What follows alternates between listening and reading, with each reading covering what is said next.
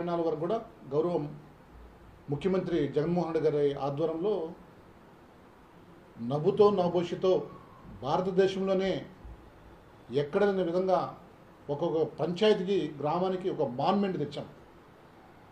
ఏదైతే మహాత్మా గాంధీ కలగన్న గ్రామ స్వరాజ్యం అనేది దేశంలో ఎక్కడ లేని విధంగా ఆంధ్రప్రదేశ్లో నెలకొన్నాం. దాదాపు 15,000 సచివాలయాలు, అంటే ఒక గ్రామానికి పోతే ఒక మాన్మెంట్, ఒక గ్రామ సచివాలయాలు, దాంట్లో ఒక స్టాఫ్, ఒక 10 నుంచి 15 మంది 17 మంది ఎంప్లాయీస్. అదేవిధంగా ఇల్నెట్ సెంటర్, ఆర్బీకే రైతుల సంబంధించి అన్నీ కూడా ఇటువంటి అద్భుతమైన మేము గ్రామ స్వరాజ్యం మేము స్థాపించాం. గ్రామ స్వరాజ్యం ఏదైతే గాంధీజీ కలగనో దాన్ని జగన్మోహన్ రెడ్డి గారి ఆధ్వర్యంలో పనిచేసి చూపించిన ఘనత వైఎస్ఆర్సీపీ పార్టీది, జగన్మోహన్ రెడ్డి గారిని చెప్పేసి మేము చాలా క్లియర్గా అవుతుంది. కానీ ఈరోజు మీరు వచ్చినాక కేవలం మాటలు తప్ప ఎక్కడ చేతల్లో పని లేదనేది చాలా క్లియర్గా ఉంటుంది. అంటే మొత్తం టోటల్గా నిర్వీర్యం చేసినారు. గ్రామ స్వరాజ్యం అనే పదాన్ని నిర్వీర్యం చేసిన కాకుండా ఈరోజు చాలా క్లియర్గా అర్థమవుతుంది. బహుశా మీకు అధికారము ఇవ్వలేదు, లేదంటే మీకు ఆ విధంగా మీకు చేత కాలేదు, ఆయన అడిగించి ఒప్పించగలేదు. ఎందుకంటే మొన్నగడ మీరు చెప్పారు ఆగస్ట్ 15కు అన్ని గ్రామాలకు ఫండ్స్ ఇస్తాం, కొద్దిగా ఎక్కువ చేయండి, చిన్న గ్రామాలకు ఇంత, పెద్ద గ్రామాలకు ఇంత చెప్పారు. బహుశా అది కూడా మేము విత్డ్రా చేస్తున్నారు. కారణం మాకు తెలియదు అది, ఎందుకంటే మీ కూటమి ప్రజలకే తెలియాలి, మీ కూటమి పార్టీలకే తెలియాలి. మీరు కూటమి ఏర్పడటాల నుంచి కూడా ఏదైతే ఉన్నాయో ఈరోజు దాడులు,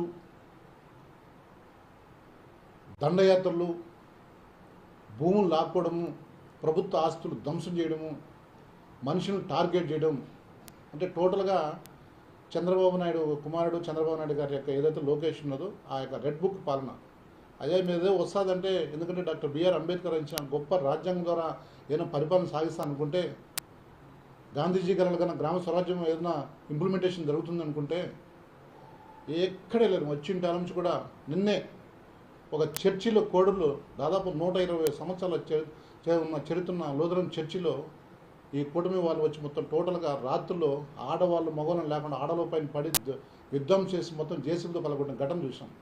అంటే మీరు వచ్చిన టైం నుంచి చర్చిలు పలగొట్టడము, ఆక్యుపై చేసుకోవడం, మసీదు స్థలాలు ఆక్యుపై చేసుకోవడం, దేవాలయ స్థలాలు ఆక్యుపై చేసుకోవడం, ఇది మీరు చేసే పని. ఎక్కడే కానీ గ్రామాలను డెవలప్ చేస్తాము, గ్రామాల్లో ఉండే చదువుకున్న విద్యార్థులకు ఉద్యోగ అవకాశాలు కల్పిస్తాము అనుకుని ఎక్కడ మీకు ఆలోచన లేదు. మా ప్రభుత్వంలో మేము ఉన్నప్పుడు దాదాపు 165,000 ఉద్యోగాలు వన్ టైంగా ఇచ్చాం. ఏదైతే గ్రామ సచివాలయంలో మొత్తం టోటల్గా ఈ మండలాలకు, అదేవిధంగా తాలూకాలకు, జిల్లాలకు పోకుండా గ్రామంలో దాన్ని అన్ని ఫెసిలిటీస్ జగన్మోహన్ రెడ్డి గారు కల్పించారు. ఈరోజు మీరు అంటారు మొత్తం టోటల్ గ్రామంలో ప్లే గ్రౌండ్ లేదు. చుట్టుపక్కల మన సంబంధించిన కూటమి ప్రజలే చుట్టుపక్కల మొత్తం టోటల్గా భూములు ఆక్యుపై చేసుకుని ఆక్రమించుకున్న పరిస్థితి మీరు కనుక గమనించాలి. ఒకసారి మీరు గమనించి, ఎందుకంటే మీరు గూండా యాక్ట్ కూడా పెట్టాలని కదా, మంచిదే. నేను కూడా మీరు గ్రామాల్లో అభివృద్ధి చేస్తారంటే మంచిదే, సంతోషం, హ్యాపీ అనుకున్నాం. కానీ మొత్తం ఏదైతే కూటమిలో ఉన్న వాళ్ళే మొత్తం మీరు చెప్పిన మైసూరుపల్లి చుట్టుపక్కల మొత్తం టోటల్గా మొత్తం ఆక్రమించిన భూములు అయ్యింది. మీరు నిజంగా ఆ దృష్టి మీరు పెట్టండి. ఎక్కడైనా మొత్తం టోటల్గా ఆక్యుపై చేయండి. ఎందుకంటే మీరు గ్రామీణాభివృద్ధి శాఖ మంత్రి కాబట్టి, గ్రామాలు వెలగాలి కాబట్టి, మీకు ఆ కోరిక ఉంది కాబట్టి, మీకు ఎంతవరకు దాన్ని చూస్తారో మీకే దాన్ని మేము మీ యొక్క విజ్ఞతను మేము వదిలేస్తున్నాం. ఈరోజు మేము ఒకటే అడుగుతున్నాం, ఎంతసేపు మీరు ఇచ్చిన హామీలు ఎక్కడ ఇంప్లిమెంట్ చేయాల్సి వస్తుందో, ఎక్కడ ప్రజలకు ఇచ్చిన హామీలు ఏదైతే చేయాల్సి వస్తుందో మీరు అవన్నీ డైవర్ట్ చేసే విధంగా డైవర్ట్ చేసి వేరే రూట్, పక్క రూట్ పోయే పరిస్థితి చూస్తున్నాం. మేము అడుగుతాం స్ట్రైట్గా, మీరు ఎలక్షన్ ముందు ఇచ్చిన హామీలు మీరు ఏదైతే ఇచ్చారో సూపర్ 6 అవి మీరు చేయండి. ఎందుకంటే దాంట్లో మీరు కూడా భాగస్వామ్యం. ఆ రోజు టీడీపీతో పాటు చంద్రబాబు నాయుడు, లోకేష్ ఏం చెప్పారు, దాంట్లో కూడా పవన్ కళ్యాణ్ చాలా సందర్భాలు కూడా ఆయన చెప్పాడు. అదేవిధంగా బీజేపీ వాళ్ళు చెప్పారు. ఆ యొక్క మేనిఫెస్టో, మీ ఇచ్చిన మేనిఫెస్టో సూపర్ 6 ఏమని దాదాపు ఇప్పుడు 70 రోజులుగా వస్తుంది. ఇంతవరకు అమ్మఒడిలే, రైతు భరోసాలే, అమ్మకు వందనంలే, కనీసం ఏదంటే ఒక పెన్షన్ అనేది మీరున్నా ఇంకొకరున్నా పెన్షన్ ఇస్తాం. దాంట్లో అది ఫండమెంటల్ రైట్. అది మానవునికి రాజ్యాంగంలో ఫండమెంటల్ రైట్. ఎందుకంటే ఒక ఆర్థిక పరంగా ఏజ్ అయిన తర్వాత భర్తలు కోల్పోయిన తర్వాత రైట్, రాజ్యాంగంలో రైట్ అది ఎక్కడ ఇస్తారు. కానీ మీరు ఎలక్షన్లో మీరు పెట్టిన సూపర్ 6 ఇంప్లిమెంట్ కనీసం ఒక్క పదం కూడా చేయలేదంటే మీ యొక్క హామీలు, మీ యొక్క మీ వ్యక్తిత్వము, మీ యొక్క పార్టీ యొక్క మేనిఫెస్టో ఏమైందో ఒకసారి కూడా మీరు అందరూ చెక్ చేసుకున్న అవసరం ఎంత అయింది ఉంది. దీంతో కూడా రాష్ట్ర ప్రజలు కూడా గమనించాలి. రాష్ట్ర ప్రజలు కూడా గమనించాలి. జగన్మోహన్ రెడ్డి గారు అధికారంలోకి వచ్చిన తర్వాత ఎన్ని పథకాలు ఇచ్చాడో, ఒక్కొక్క ఇల్లులు, ఒక కుటుంబం అనేది సమూహంగా డెవలప్ అయింది. ఆర్థికంగా అదేవిధంగా ఆరోగ్యంగా. ఈరోజు ఎన్ని హాస్పిటల్ కట్టాము, ఎన్ని మొత్తం స్కూల్స్ కట్టాము, రూపురేఖలు మార్చిన పరిస్థితి ఈ రాష్ట్రంలో. కానీ ఈరోజు మీరు మొత్తం అన్ని టోటల్గా నిర్వీర్యం చేసినాం. ఆరోగ్యశ్రీ లేదు, బడులు లేవు, పిల్లలకు బడులకు అమ్మకు వందనము, అమ్మకు తల్లికి వందనము ఎన్ని చేస్తాక సరిపోయేది, ఏం లేదు. ఎక్కడ ఏమి చేయకుండా నిర్వీర్యం చేసిన వ్యవస్థను నిర్వీర్యం చేసిన పరిస్థితి మీరు చూస్తాం. అందుకే ప్రజలు చాలా క్లియర్గా అర్థం చేసుకుంటున్నారు. అనవసరంగా మేము బలైపోయినామే. అందరూ కూడా జగన్మోహన్ రెడ్డి ముఖ్యమంత్రి గారు ఉంటే మేము మా పిల్లలను బాగుంటారనే ఆలోచనతో వాళ్ళందరూ కూడా ఇప్పుడంతా రీథింకింగ్లో ఉన్నారు. వాళ్ళకి కూడా తెలుసా ఉంది.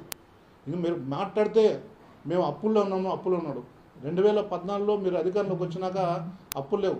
7,500 కోట్లు మొత్తం షార్టేజ్ ఉన్నది రాష్ట్రం విడిపోయిన తర్వాత. వచ్చిన తర్వాత మీరు దాదాపు 7 లక్షల కోట్లు చేసినారు. దాన్ని జగన్మోహన్ రెడ్డి గారు దాన్ని ఇంకా తగ్గించి దాదాపు 5 లక్షల కోట్లు డీబీటీ, నాన్ డీబీటీ ద్వారా ఈరోజు అనేకమైన సంక్షేమ పథకాలు, దేశంలో ఏ ముఖ్యమంత్రి చేయన సంక్షేమ పథకాలు ఇంటికే డైరెక్ట్గా వచ్చే పథకాలు ఇచ్చాడు. అంటే మనుషుల యొక్క గౌరవాన్ని పెంచాడు. మీరు అక్కడ అడుక్కోకుండా, మీరు అక్కడక్కడ తిరగకుండా మీ యొక్క రావాల్సిన డబ్బులు నేనే ఇస్తాను మీ పిల్లలకు, మీ ఇంటికి. మీరు పిల్లలను భవిష్యత్తుకి ఆశాకిరణాలుగా తయారు చేయాలనే ఉద్దేశంలో జగన్మోహన్ రెడ్డి గారు ఆ బ్రహ్మాండమైన పరిపాలన చేశాడు.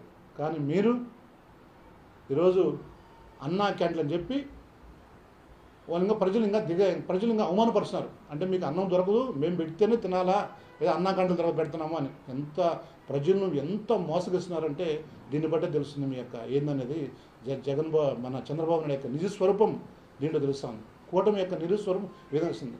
నిజంగా చంద్రబాబు నాయుడు కానీ, లోకేష్ కానీ, మీరు కానీ ఎంతసేపు పెద్ద స్కూల్స్ పోటీ పడలేక ఫీజులు ఆకాశం అంటా ఉంటే దాంట్లో మొత్తం గవర్నమెంట్ స్కూల్లో అద్భుతంగా తయారు చేసి ఈరోజు రేషియో పెరిగిపోయింది. గవర్నమెంట్ స్కూల్స్ జగన్మోహన్ రెడ్డి గారి పాలనలో ఈరోజు వాళ్ళకి మంచి న్యూట్రిషన్ కూడా. ఎందుకంటే ఆయన అన్నాడు తన ఇంట్లో పిల్లల్ని ఏ విధంగా చూసుకుంటామో రైతు పిల్లలను, ప్రజల పిల్లలను అట్లా చూసుకోవాలనే ఉద్దేశంతో న్యూట్రిషన్ ఫుడ్ అంటే పిల్లలకు ఆ మంచి క్వాలిటీ హైజీనిక్ ఫుడ్ అంటే మైండ్గా డెవలప్ అవుతుంది, తద్వారా వాళ్ళ షార్ప్నెస్ పెరుగుతుంది. ఆ ఉద్దేశంతో ఈరోజు గోరుముద్ద కానీ, మధ్యాహ్నం భోజనం కానీ, టాయిలెట్స్ కానీ, ఆ అట్మాస్ఫియర్ టోటల్ క్లాస్ రూమ్ యొక్క అట్మాస్ఫియర్ చేంజ్ చేసే పరిస్థితి చూసినాం.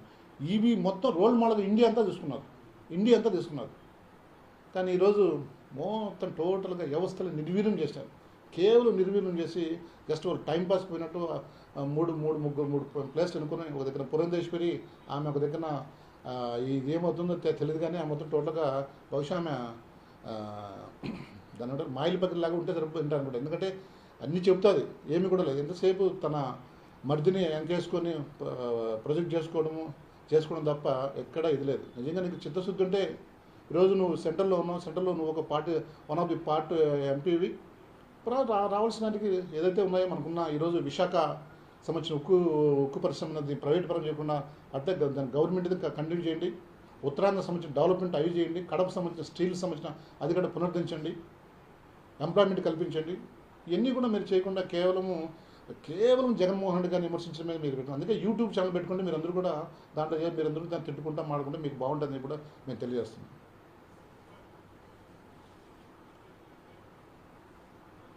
గ్రామ సభల పేరు చెప్పి ప్రజల సమస్యలు తెలుసుకోవడానికి వస్తూ ఉంటుంటే సమస్యలు చెప్తా ఉంటుంటే వినని పరిస్థితి ఈరోజు గ్రామ సభలో కనిపిస్తూ ఉంది. ఏమన్నారు? అది ఇందాక మనం ఎప్పుడు ప్రజలు చాలా ఎక్స్పెక్ట్ చేసినారు. మేము కూడా ఆయన ఇచ్చే స్టేట్మెంట్ మేము కూడా హ్యాపీ అయినాం. అంటే గ్రామాలకు ఫండ్స్ తెస్తాం, డెవలప్ చేస్తాం, మొత్తం రూపురేఖలు మారుస్తామంటే ఓహో జగన్ దాని దగ్గర ఆదర్శం చూస్తున్నాడేమో చేస్తాడు అనుకున్నాం. కానీ ఈ రోజు ఆయన స్పీచ్ ఇచ్చిన తర్వాత, ఆయన మాట్లాడే చూసిన నేపథ్యం చూసిన తర్వాత మనమంటే ఎట్లా సరే మన పొలిటీషియన్ పబ్లిక్ పూర్తిగా డిసప్పాయింట్ అయినారు. ఆయన వచ్చింది దానికి చెప్పింది ఏంటి అది ఏం అర్థం కావట్లేదని చెప్పేసి. అందుకే గ్రామ సభలు అనేది యాజ్ ఎక్కడ పడినా జరుగుతుంటాయి. కానీ ఒక డిప్యూటీ సీఎంగా